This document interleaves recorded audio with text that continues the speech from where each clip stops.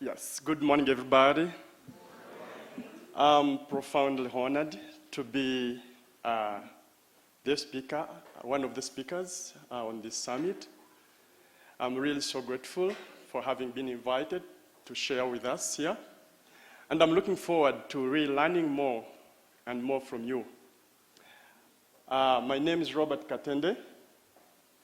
I don't know how I can, because I put on so many umbrellas, but I'm an engineer by training and a social worker by occupation, a teacher by ability, and maybe I can also say a mentor by calling. I just wanted to really share that I'm really very much excited about Global Unite and the kind of work and the movement that is set to do. I'm so excited that I'm even part of this movement currently. I started way back. I'm just going to be sharing a little bit. I want to appreciate Erica for the great sharing about nonviolence. And actually it's the same thing that I try also to do, but I'm kind of approaching it from, I would say maybe an indirect kind of strategy, where I approach it to prevent and mitigative kind of strategies, because most of the violence comes from underserved communities and people out of desperation, frustration, losing hope, and they feel like they have nothing to lose in life, so they can engage, they are manipulated. That's why most of the youths now are unemployed. They're the ones who are engaging in violence and so many other criminal activities. So personally, I grew up from the slums. A little bit of my background, I've never stayed with my dad. I had at least a chance of seeing him from a distance. My mom gave birth to me when she was only 14. And I think this is so typical for Africans, isn't it? She was in school, but struggling, staying with a single mom, who happens to be my grandmom. And somehow, she hooked up with a family man. She conceived. So I regard myself a miracle that I was not aborted, because that is also so common when such kind of incidents happen. I really tried to struggle, and when she gave birth to me, she couldn't present me to my dad because he already had another family. And the family, actually the wife never even wanted to hear anything about another child elsewhere. I was hunted until she had to dump me to my grandmom.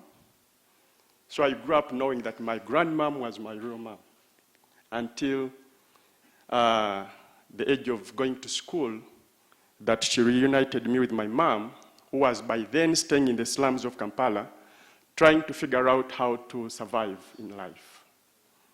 So this is the kind of life I had in my childhood, moving from one state to another stage. I stayed with my mom for only 2 years, and she passed on. So I had only 2 choices: run to the street and see how I can survive, or run back to my grandmom, who was also struggling to survive because she was also under the care of my mom. And that was really very, very challenging. Somehow, my mom had shared a little bit about me with her stepsister, and somehow she took pity on me. So after the burial, she opened up to me and said, "I'll take you to stay with me for a while." Life there wasn't all that easy because I was an imposter in the family. It was extremely hard. Many times I tended suicidal, to an extent of actually going to the shop to buy rat poison, but the money I had was not enough. That's what made me survive. Somehow I was talented in soccer. So whenever I would go to a soccer field, I would find some kind of life, and I would be myself, and I would forget what's going on elsewhere. And then slightly, I would even have supporters, people singing your name, Robert, you are for you, Tumwagala, like chanting, and you feel like, oh, thank God I didn't take my life yesterday. I wouldn't have had this. So I kept on that kind of lifestyle and struggled, relocating from one auntie to another auntie, supported by well-wishers, people who loved my talent. I worked hard in my school as well.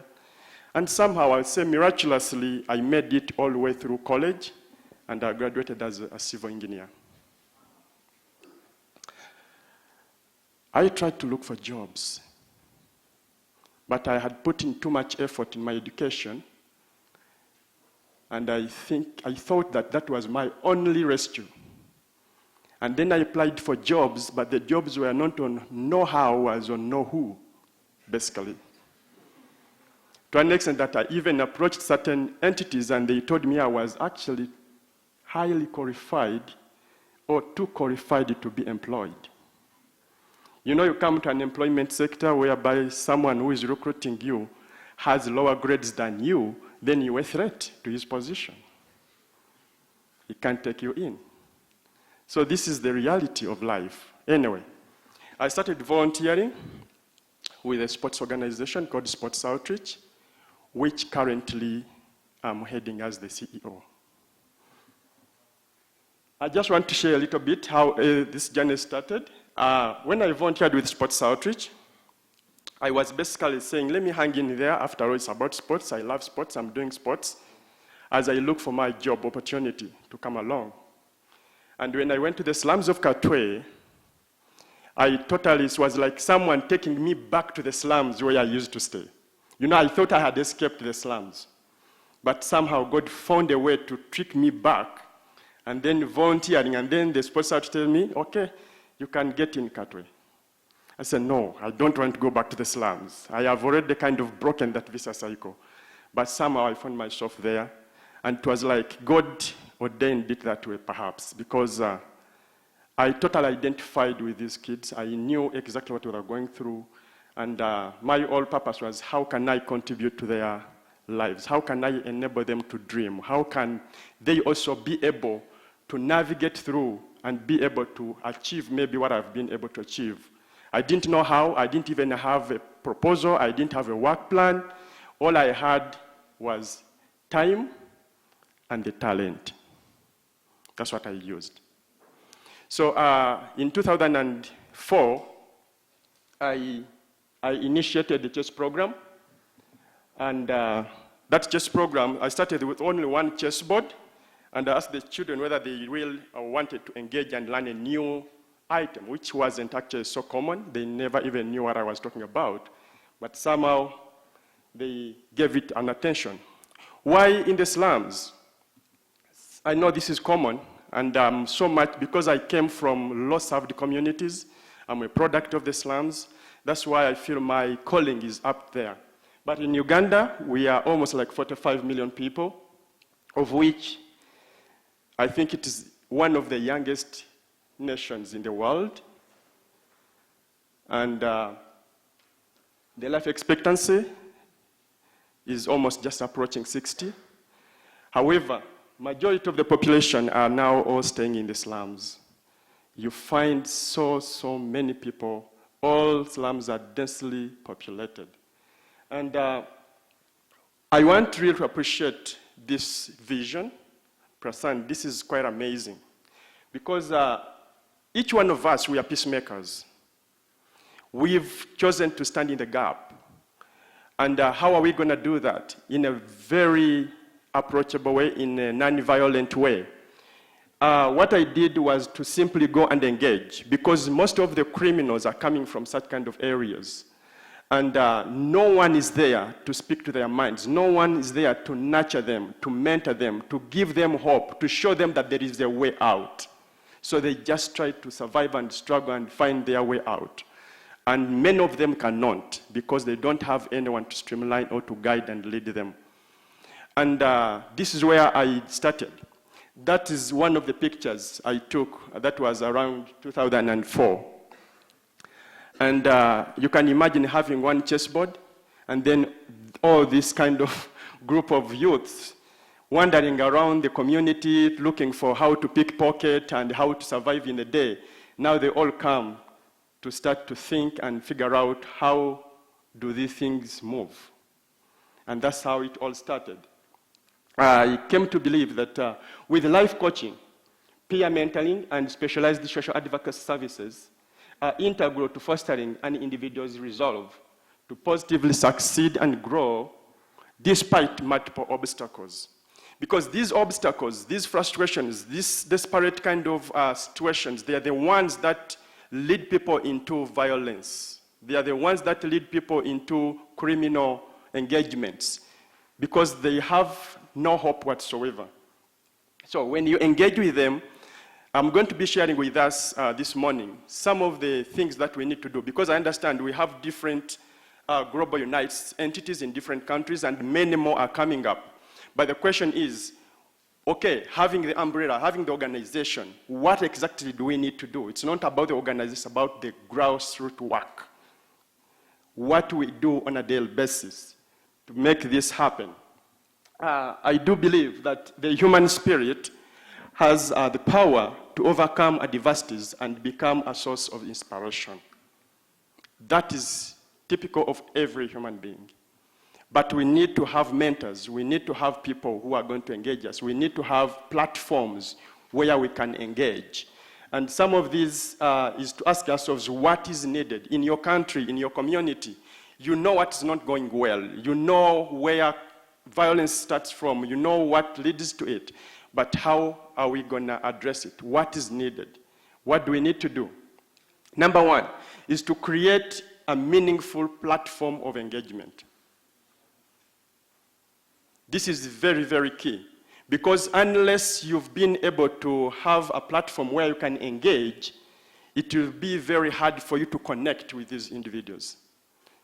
So this is what I kind of advocate for. Okay, we have global unites in different nations. What are the activities that you focus on that will give you that platform to engage with these young leaders, with these youths, with these people you're trying to show the non-violent approaches? That is very, very, very important. And these have to be these have to be captivating activities. Maybe towards the end, I'll be sharing maybe 3 other concepts, but one of them is like contextualizing them. Because what may be captivating in Kenya, in Uganda, may not be in Sri Lanka or in US. So that's why you have to really to think broadly and see, how do I really get a captivating entity? Other people are using music, other people are using soccer, others. Personally, I decided to use chess because it's also one of the universal languages. But even chess, there are approaches I use and methodologies I use in terms of teaching it and ensuring that everyone can understand it. Just maybe to ask in the house, how many of us do play chess? Okay, others would like to. And I've just seen a few hands. Honestly speaking, I want by the end of this session, every one of you to believe and know that you are all chess players. You know, sometimes we think it's all about those pieces. Yes, I believe you may not know how those pieces move, but what you do on a daily basis, you are playing chess. What does chess do? It helps us to strategize.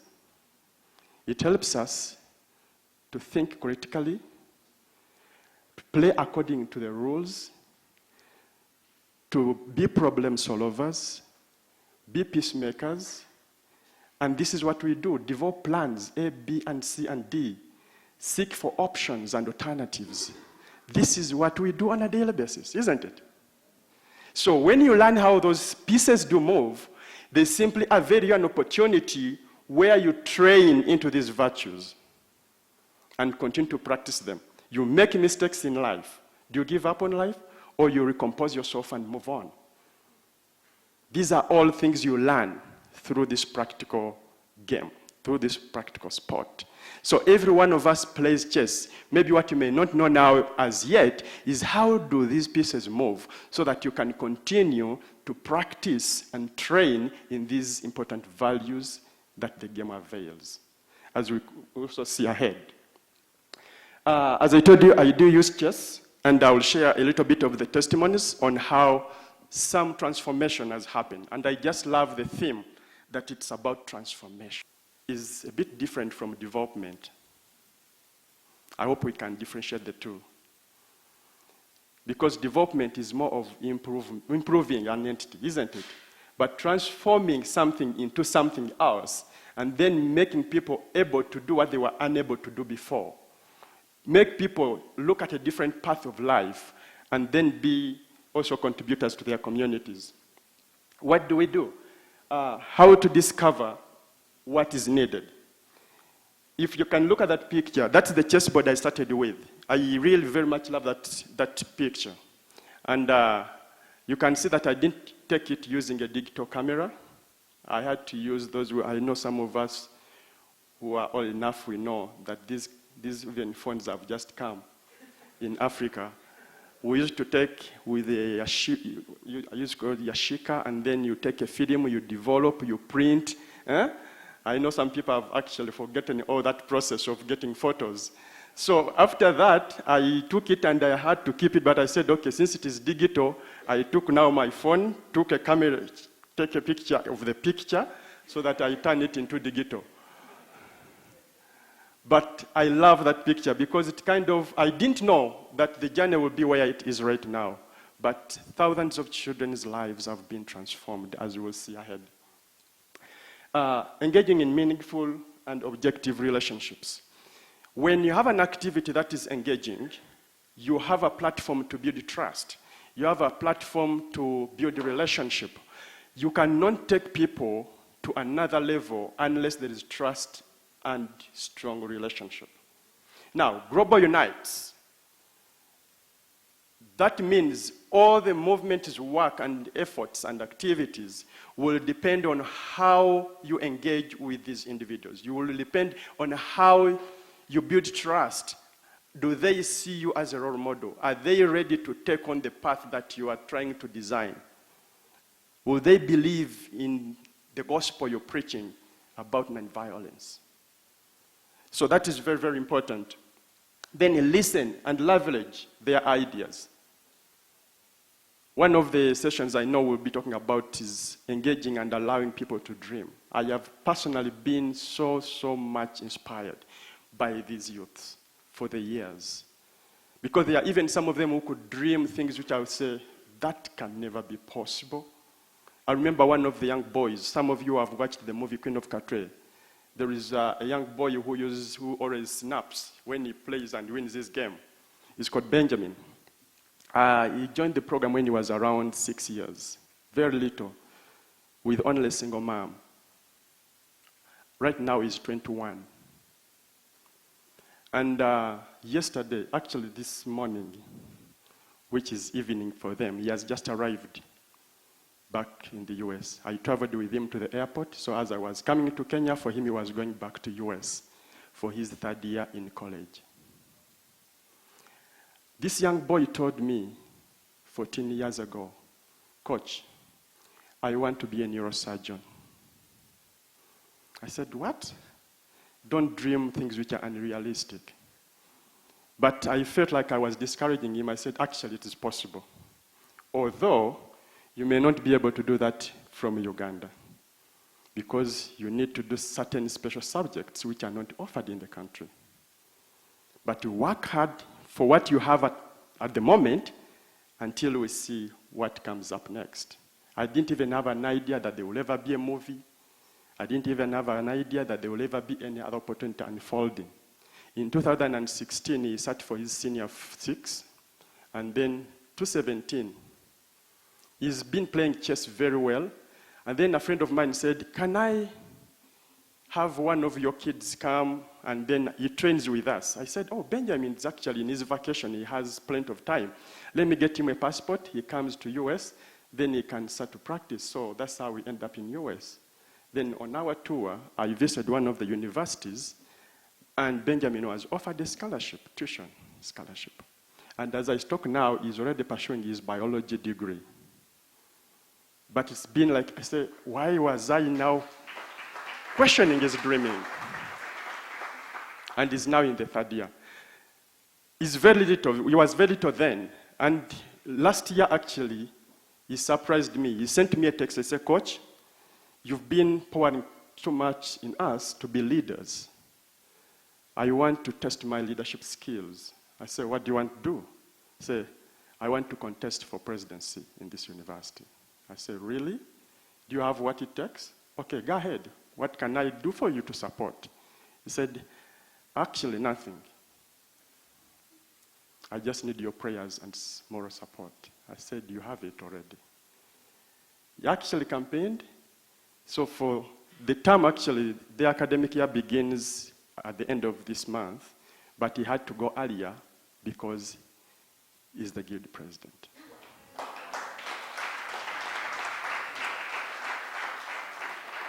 So don't shun people from dreaming. It may be impossible to you. It may be impossible in any human's understanding, but allow them to dream and let them stand the possibilities available. So, nurture creative thinking and visioning. This is very, very key.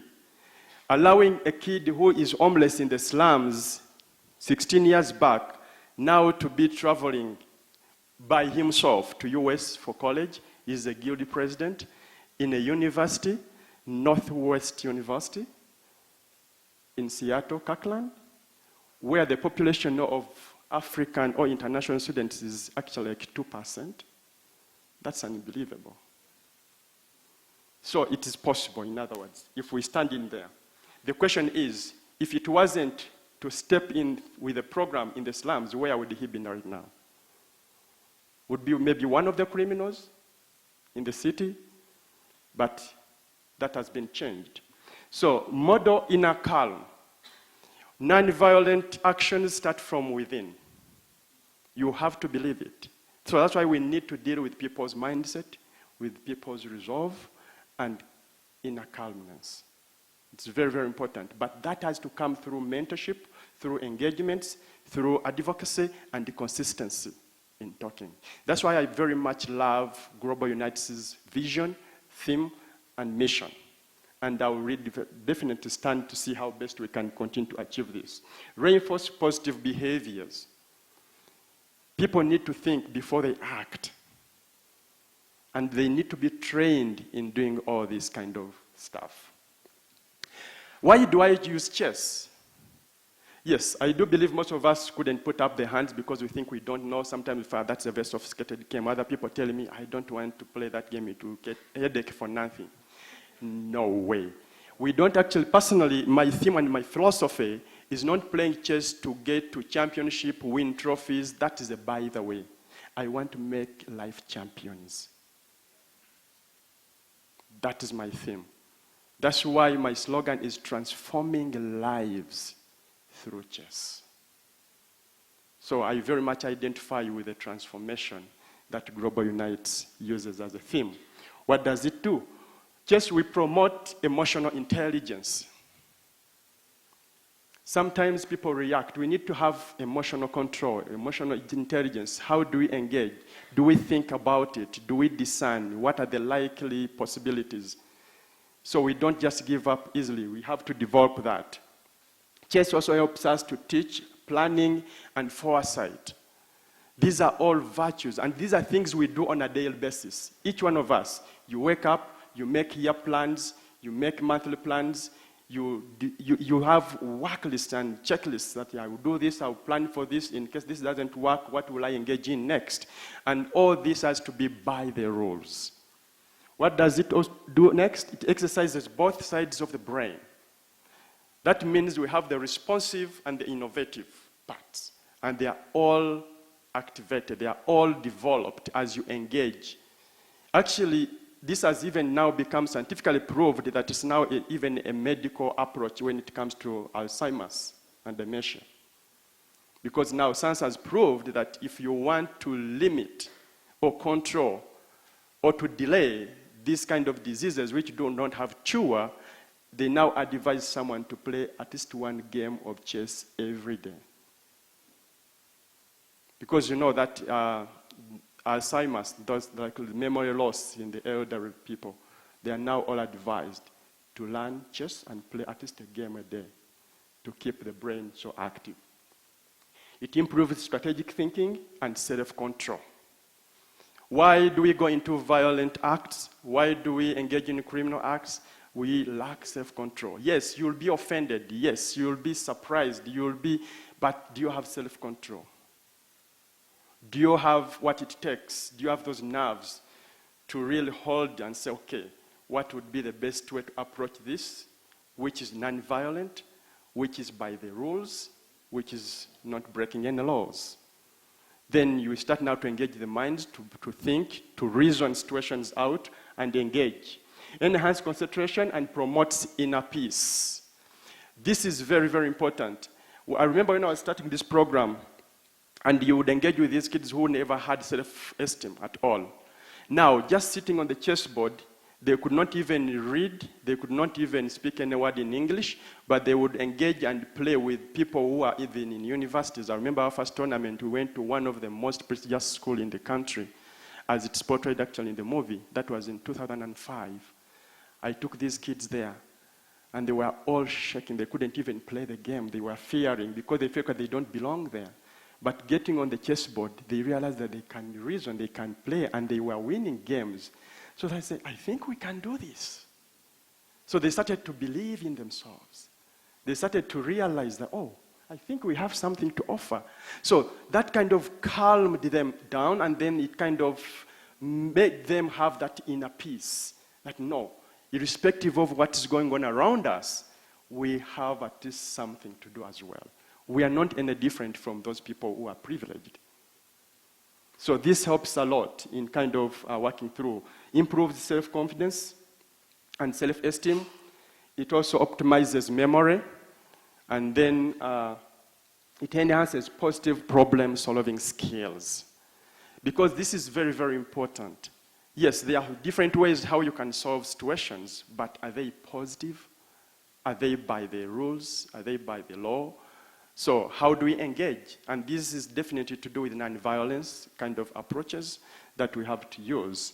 Improves creativity and also enhances respect for one another.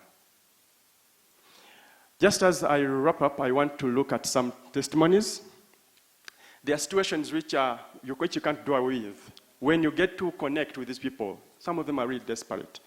Some situations, they need relief. How will you engage? How will you be able to connect? Some of the youth who eventually turn out to be criminals, they are simply struggling to survive in a day. All they need is a meal. Why do they go out to pickpocket? Why do they go down to attack people? Because they are hungry. They want to eat. Can we be able to provide that? That's what I used as a measure. 5 years back, I started something different. I came across children, disabled. I didn't like the term disabled. I chose to rephrase it, and I called them differently abled. Because disability in our culture is regarded as a curse. And it has led to so many violent acts, so many divorces, so many abandonments. You find families separating simply because they have given birth to a disabled child. Then they will even cause more chaos. Who is bewitching who? You know that very well, especially for us in Africa. They call it African magic. Someone is coming in. Maybe you did this. They will bring all kinds of sorts of things, even consulting sorcerers as well. Now, I come across these children, and they're begging. All I said, I don't have money, I don't have anything to give you, but I can give you my time to teach you a new game. They didn't know what it meant. And we started simply with a little idea. And you can see some of these boys. He's in a wheelchair. He's playing, he's called actually Sharif. Then the other one is John. John can't use his hands. And for him, he plays just using his mouth. That's how he moves the pieces. For Sharif, he can't even use his hands, neither his mouth, because he doesn't have body control. What he does, he plays with an assistant. I've taught him.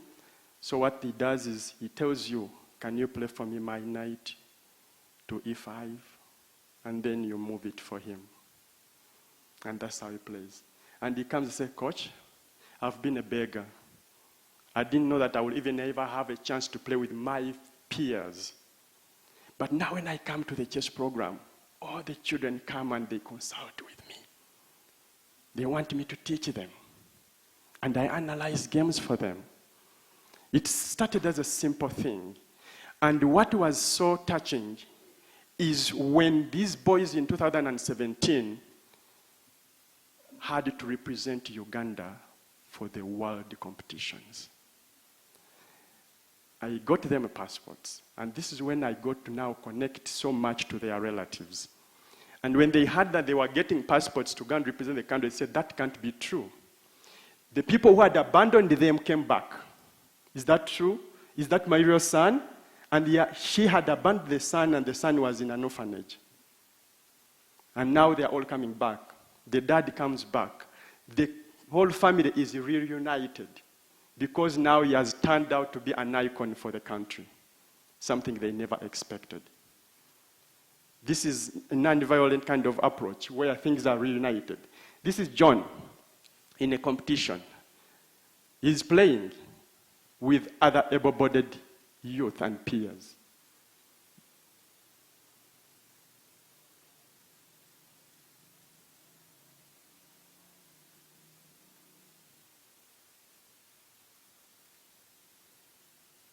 You may feel sorry for him, but for him it is a remarkable excitement and moment that is engaging and playing ably with others.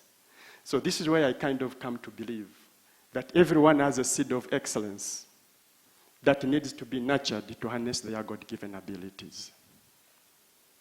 That's what I believe in. Why? Simply because the boy who is playing with his mouth is now flying business class to go and represent his country.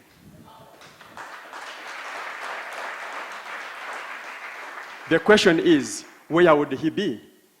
How about the family that had been violent, with domestic violence, disgruntled and separated? Now they are engaging with the national flag before them. They are not the same kids on the street begging because they see themselves as disabled individuals. No. That's not the trend. Ivan, you can imagine, this is one of them. He's actually now an engineer. But look at him putting on the red vest when I started with them. In the slums, just trying to figure out how to survive in a day. Then we sit down in an activity, we engage. In 2016, he was the champion under 15 for the country. He's one of those boys who went to Sudan. For the people who have watched the movie, he's called Ivan. He went with Phiona and Benjamin. He's now become a hope, not only for his family, but for the entire community. The question is, if it was not to engage, where would he be now, right now? That's why I love Prashana's comment where I said, if not us, then who? If not now, then when? We have the opportunity to engage, and we can change. Those kids, you start with them, you engage, you give them a new philosophy. They even get an opportunity to connect to the next of the world by participating even in some tournaments, not going there to win, but to learn what goes on there. They now graduating. That is the photo I took last year. 8 of them have graduated through college. But see the journey of transformation.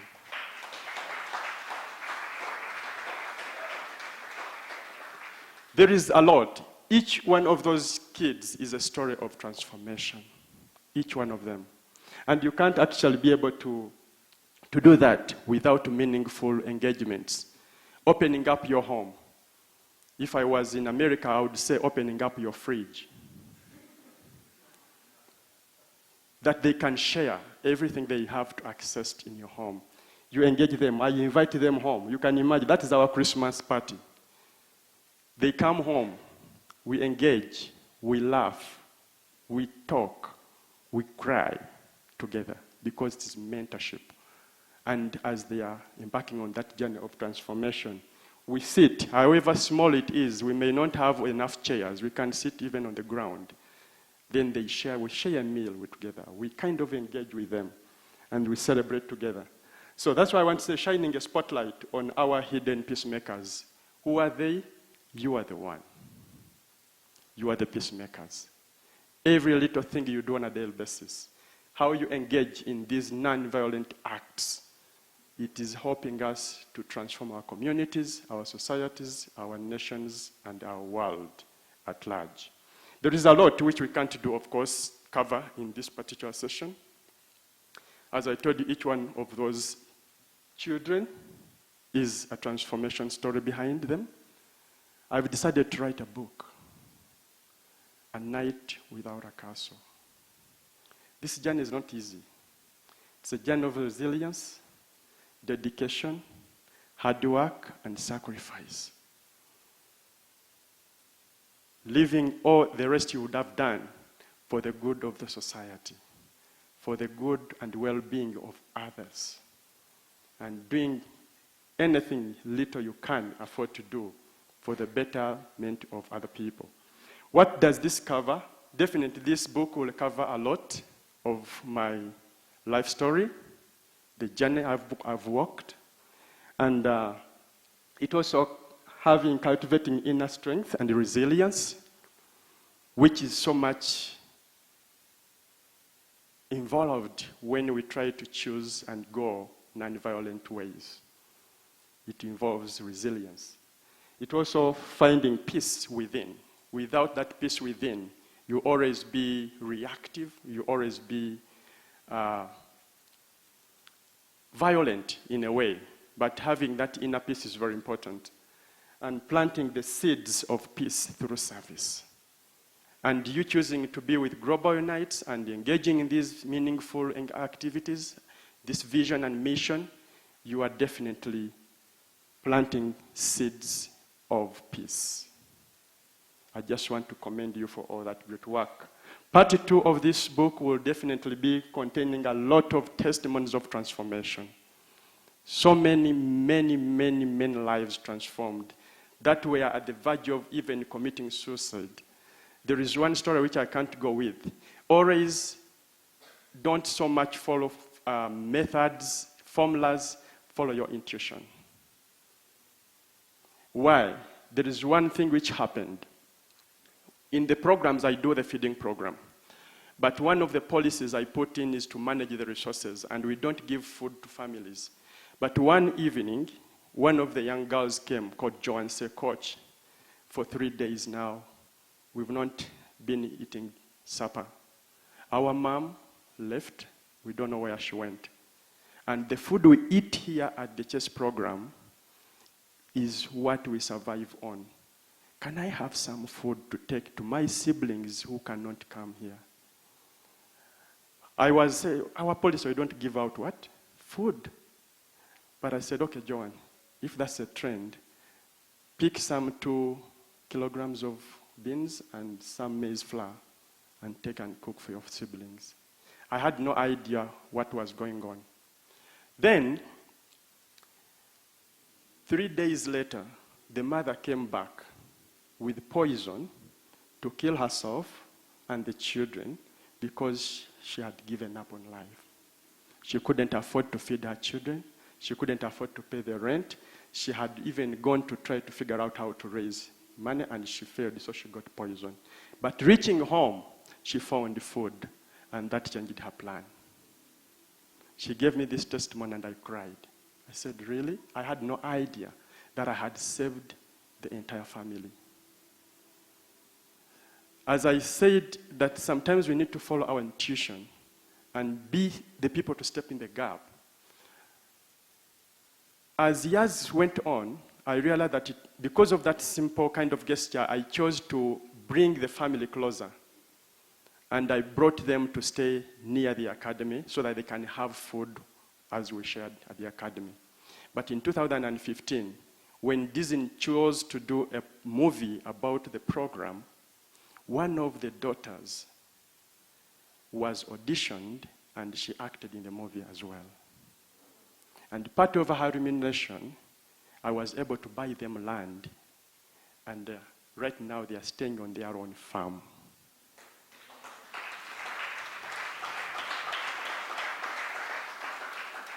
These are all simple nuggets, and as you get to read the book, you'll get to cover some of all these kind of testimonies that are put there when we get to interview these people.